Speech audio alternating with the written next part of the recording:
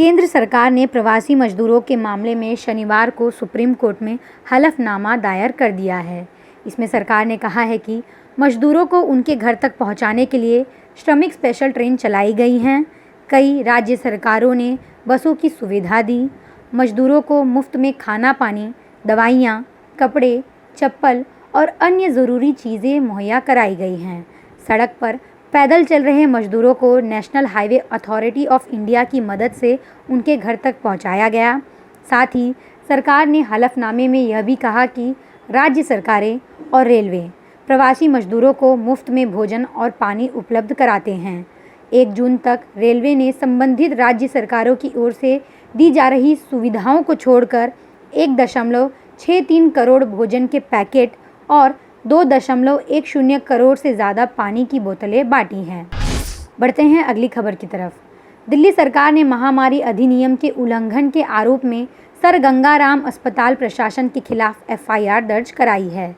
FIR में कहा गया है कि अस्पताल कोरोना संदिग्धों की जांच में आरटी-पीसीआर ऐप का इस्तेमाल नहीं कर रही है, जो साफ तौर पर महामारी अधिनियम का उल्लंघन है।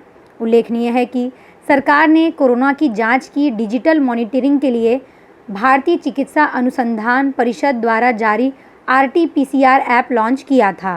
अस्पतालों के कोरोना सैंपल कलेक्शन सेंटर और सभी सरकारी टेस्टिंग लैब में इसे अनिवार्य किया गया था। 3 जून को दिल्ली सरकार ने सर गंगाराम अस्पताल प्रशासन को एक पत्र भेजा था, जिसमें कहा गया था कि अस्पताल कोरोना संदिग्धों की जांच के लिए आरटी-पीसीआर का इस्तेमाल नहीं कर रहा है, जो महामारी अधिनियम का उल्लंघन है। इसलिए अब अस्पताल में कोरोना जांच नहीं की जाएगी। बढ़ते हैं अगली खबर की तरफ। कांग्रेस के पूर्व अध्यक्ष राहुल गांधी ने शनिवार को आरोप लगाया कि सरकार कोरोना वायरस के संकट के समय लोगों को और सूक्ष्म, लघु एवं मध्यम उद्योग यानी कि एमएसएमई क्षेत्र की इकाइयों को नगद का सहयोग नहीं देकर अर्थव्यवस्था को बर्बाद कर रही है। उन्होंने यह भी दावा किया कि सरकार का यह रुख डिमोनेटाइजेशन 2.0 है। राहुल गांधी ने एक खबर शेयर करते हुए ट्वीट किया कि सरकार लोगों और एमएसएमई को नगद सहयोग देने से इनकार करके हमारी अर्थव्यवस्था को सक्रियता के साथ नष्ट कर रही है। यह नोटबंदी 2.0 है। बढ़ते हैं अगली खबर की तरफ। उत्तर प्रदेश की पूर्व मुख्यमंत्री और बहुजन समाज पार्टी की प्रमुख मायावती ने एक बार फिर प्रवासी मजदूरों को लेकर योगी सरकार पर निशाना साधा है। शनिवार को उन्होंने कहा कि जब प्रवासी मजदूर आ रहे थे तब खासकर उत्तर प्रदेश सरकार ने इस बात पर जोर दिया था कि प्रवासी लोगों का उनकी योग्यता के हिसाब से रजिस्ट्रेशन होना चाहिए और उन्होंने ऐसा रजिस्ट्रेशन कराया भी। लेकिन उसके बावजूद भी देखने को मिल रहा है कि जो लोग बड़ी बड़ी डिग्री लेकर प्रदेश में आए हैं, आज वो मनरेगा के तहत गड्ढे खोद रहे हैं। सरकार को सोचना चाहिए कि जब लोग बड़ी बड़ी डिग्री लेकर गड्ढे खोदेंगे तो इनका शिक्षा पर कितना बुरा प्रभाव पड़ेगा। बढ़ते हैं आज के आखिरी खबर की तरफ।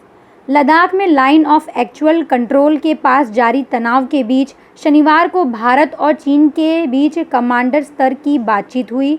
दोनों देशों के सैन्य अधिकारियों के बीच ये बैठक करीब 5.5 घंटे तक चली।